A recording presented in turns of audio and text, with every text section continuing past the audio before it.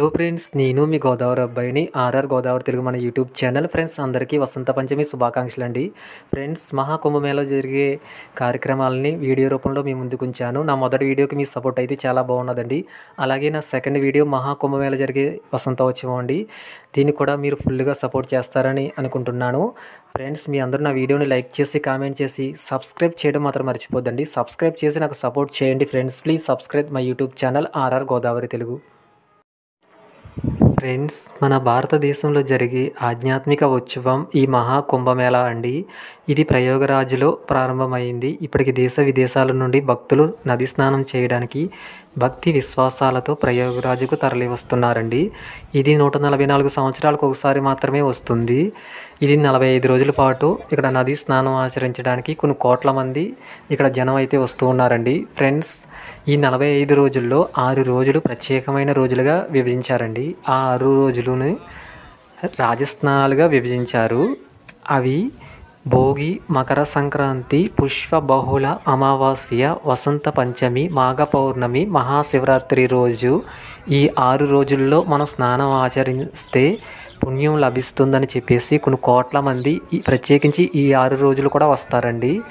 అలాగే కొంతమంది అయితే ఈ 45 రోజుల్లో ఏదో ఒక రోజు వచ్చి స్నానం ఆచరించడానికి వచ్చి వెళ్తూ ఉంటారు. ఫ్రెండ్స్, మీరు నా వీడియోని లైక్ చేసి కామెంట్ చేసి సబ్స్క్రైబ్ చేసి నాకు సపోర్ట్ చేయండి friends. Please subscribe my YouTube channel RR Godavari Telugu. Friends, మహాకుంభమేళలో జరిగే కార్యక్రమాలలో వసంత పంచమి రోజు ఒక ప్రత్యేకమైన రోజు అండి. ఇక్కడ స్నానం ఆచరించడానికి కొన్ని కోట్ల మంది వస్తారు. ఎందుకంటే వసంత పంచమి రోజు చాలా ప్రత్యేకమైన రోజు. ఈ రోజు శ్రీ సరస్వతీదేవి అమ్మవారు జన్మించిన రోజండి. ఫ్రెండ్స్, మహాకుంభమేళలో వసంత పంచమి రోజు నాడు మనం స్నానం ఆచరిస్తే ఇక్కడ మనకు పుణ్యం లభిస్తుందని చెప్పేసి మనకి పురాణాలు చెబుతున్నాయండి. పిల్లలకు విద్యలో రాణిస్తారు. అలాగే వసంత పంచమి అంటే సరస్వతీదేవి పుట్టినరోజు. ఆ రోజు నదులలో సరస్వతీదేవి నిక్షిప్తమై ఉంటుందని చెప్పేసి చెబుతున్నారు. పురాణాల ప్రకారం బ్రహ్మదేవుడి ప్రార్థన వలన సరస్వతీదేవి అమ్మవారు జన్మించారంటండి. ఈ అమ్మవారు మాఘమాస శుద్ధ పంచమి రోజు నాడు జన్మించారు. సరస్వతీదేవి చదువుల తల్లి కాబట్టండి విద్యకు ఆది దేవత సరస్వతీదేవి అమ్మవారిని కొలుస్తారండి. వసంత పంచమి నుంచే వసంతకాలం మనకు ప్రారంభమవుతుంది. ఫ్రెండ్స్, మీరు నా వీడియోని లైక్ చేసి కామెంట్ చేసి సబ్స్క్రైబ్ చేసి నాకు సపోర్ట్ చేయండి friends. Please subscribe my YouTube channel RR Godavari Telugu. Friends, మహాకుంభమేళలో మనం మొదటిగా చెప్పుకోదలసింది నాగసాధువులండి. ఈ నాగసాధువులకు చాలా ప్రత్యేకమైన ఏర్పాట్లు చేశారు. ఇక్కడ స్నానం ఆచరించేది కూడా మొదటిగా వీరినే ఆచరిస్తారండి. ఫ్రెండ్స్, నాగసాధువులు ఎందుకు మొదటిగా స్నానం ఆచరిస్తారు అంటే నాగసాధువులు శివయ్య అనుచరులుగా పరిగణించబడతారండి. వీరు తపస్సు సాధన కారణంగా కుంభమేళలో మొదటిగా స్నానం ఆచరించే అర్హత ఒక్క నాగసాధువులకు మాత్రమే ఉన్నదండి. ఎప్పటి నుంచో ఈ ఆచారం అయితే ఉన్నది. ఫ్రెండ్స్, అంతేకాదు ఇక్కడ త్రివేణి సంగమంలో స్నానం చేసే మొదట అర్హత సాధించిన వాళ్ళు నాగసాధువులు మాత్రమే ఇవ్వబడిందండి. నాగస్నానం మత ఆధ్యాత్మిక శక్తికి కేంద్రంగా చెబుతారండి. ఫ్రెండ్స్, మీరు నా వీడియోని లైక్ చేసి కామెంట్ చేసి సబ్స్క్రైబ్ చేసి నాకు సపోర్ట్ చేయండి friends. Please subscribe my YouTube channel RR Godavari Telugu. Friends, నాగసాధువులు అని పిలువబడే ఈ శైవ ఋషులు ప్రధానంగా హిమాలయాల్లో అలాగే గృహాల్లో నివసిస్తారండి. మహాకుంభమేళ సమయాల్లో మాత్రమే ఇక్కడ సమాజానికి తరలి వస్తారు. ఈ సన్యాసి సాధువుల సాధారణ భారతీయులలో కనిపించడం ఇదొకసారండి. నాగసాధువులు ప్రఖ్యాత హిందూ దేవత శివుని నుండి వీరు ప్రత్యేక లక్షణాలను పొందుతారు. శరీరాలకు దట్టమైన విభూది రాసుకునండి పుర్రెలతో అలంకరణ చేసుకుని త్రిశూలంతో తిరుగుతారండి. వీరు రకరకాల ఆకారాల్లో తిరుగుతూ ఉంటారు. ప్రయాగరాజ్లో జరుగుతున్న మహాకుంభమేళాలకు భక్తులు భారీగా పోటెత్తుతున్నారండి. కోట్లాదిగా తరలి వస్తున్న రద్దీ కారణంగా కొన్ని రోజుల పాటు అయితే ఘాట్లలో గంగాహారతి కార్యక్రమాన్ని నిలిపివేస్తారని చెప్పేసి అంటున్నారు. వారణాసిలో కూడా జనాలు పెరగడంతో గంగాహారతి నిలిపివేస్తున్నారని అనుకుంటున్నారు. గంగా, యమున, సరస్వతి నదులు సంగమం కావడంతో ఈ మహాకుంభమేళాకు ఇక్కడే నిర్వహిస్తున్నారండి. సూర్యోదయం అలాగే సూర్యాస్తమయం సమయంలో కూడా గంగాహారతి ఇస్తారు. ఫ్రెండ్స్, అంతేకాదు ఇక్కడ ఎవరికి ఎటువంటి ఇబ్బంది లేకుండా అనేకమైన ఏర్పాట్లు కూడా చేస్తారండి. వసంత పంచమి స్నానాల కోసం మహాకుంభ నగరంలో ఆరోగ్య సేవలు అలాగే వాటరు అలాగే ఆహార సదుపాయాలు కూడా బాగా చేశారండి. అంతేకాదు ఆరోగ్యం కోసం 360 పడక గదులతో 23 ఆసుపత్రులు సిద్ధంగానే ఉన్నాయి.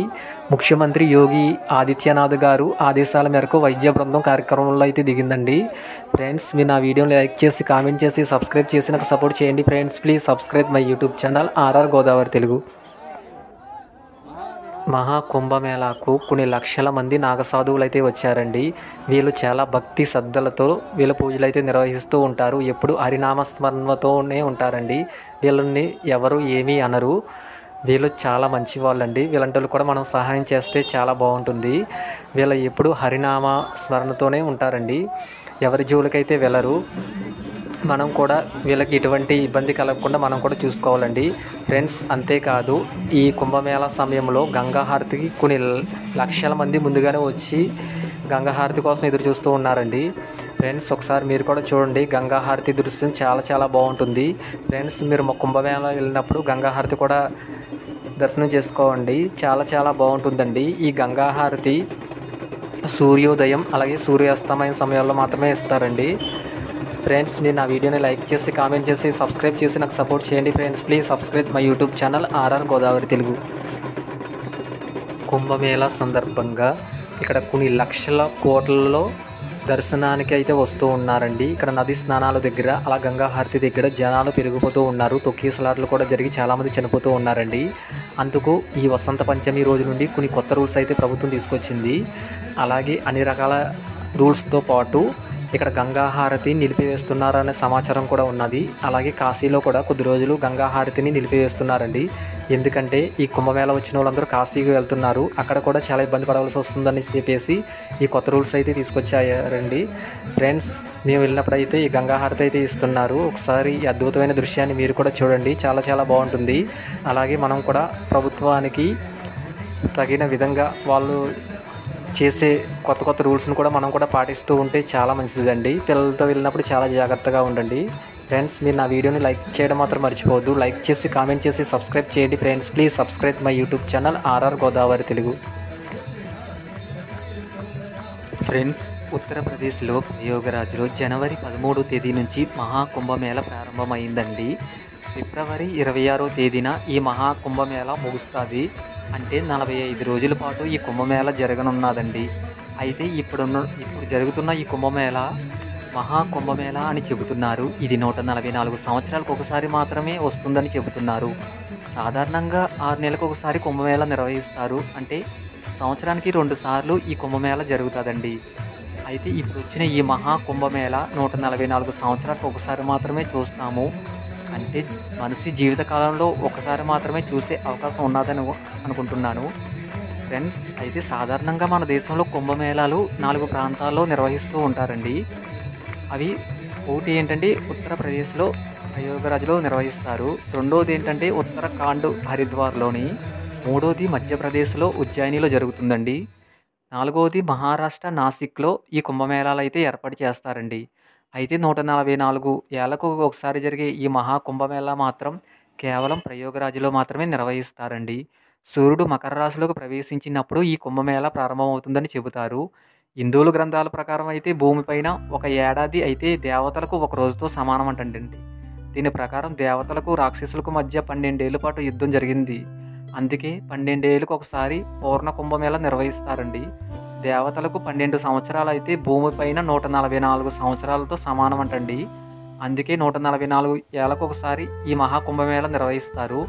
ప్రయాగరాజ్లో గంగా, యమున, సరస్వతి నదుల సంగమం కావడంతో ఈ మహాకుంభమేళాను ఇక్కడ నిర్వహిస్తూ ఉంటారండి. ఈ నదుల్లో స్నానం ఆచరిస్తే మోక్షం లభిస్తుందని చెప్పేసి హిందువుల నమ్మకం.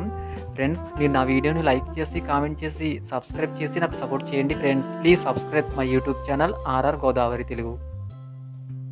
ఫ్రెండ్స్, దేవతలకు రాక్షసులకు మధ్య 12 రోజుల పాటు భయంకరమైన యుద్ధం జరిగినప్పుడు ఆ అమృత బాండం నుంచి కొన్ని చుక్కలు మన భూమి మీద పడ్డాయని నమ్ముతున్నారు. ఆ పడిన ప్రాంతాలు ప్రయాగరాజ్, ఉజ్జయిని, హరిద్వార్, నాసిక్ అని చెబుతారండి. ఆ ప్రాంతాలలోనే కుంభమేళా నిర్వహిస్తారు. ఈ కుంభమేళా సమయంలో పవిత్ర నదిలో స్నానం చేస్తే సమస్త పాపాలు నశించి మోక్షం లభిస్తుందని చెప్పేసి కొన్ని కోట్ల మంది ఇక్కడ స్నానం ఆచరించడానికైతే వస్తారండి. ఈ మహాకుంభమేళా 850 ఏళ్లకు పైగా చరిత్ర ఉన్నదని చెప్పేసి చరిత్రకారులు చెబుతూ ఉన్నారు. ఈ మహాకుంభమేళాను మొదటిసారిగా ప్రవేశపెట్టింది ఆది శంకరాచార్యులు గారండి. కుంభమేళ 3 రకాలుగా చేస్తారండి. అవి అర్ధ కుంభమేళ, 2 పూర్ణ కుంభమేళ, 3 మహాకుంభమేళ. ఇప్పుడు జరుగుతున్నది మహాకుంభమేళ అండి. కొన్ని కోట్ల మంది ఇక్కడ స్నానం ఆచరించడానికి వస్తూ ఉన్నారు.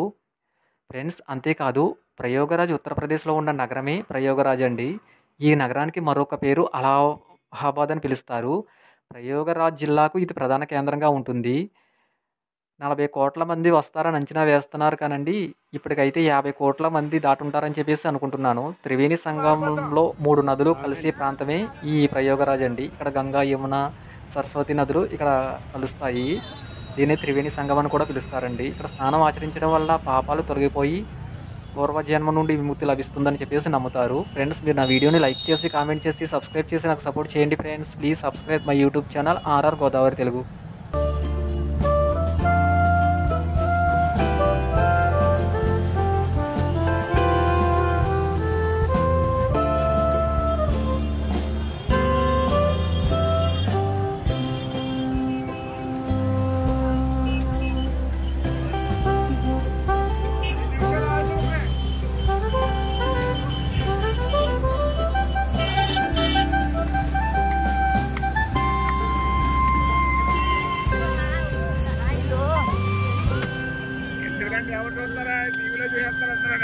ఎవరండి ఏమో కుర్రోడు పంపమన్నాడు.